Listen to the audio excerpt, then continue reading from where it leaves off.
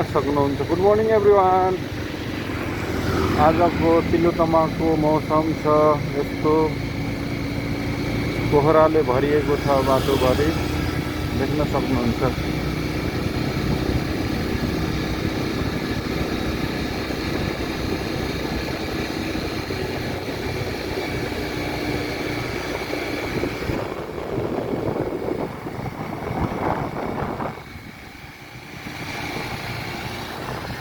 कुन ठाउँ होला भन्नु होला।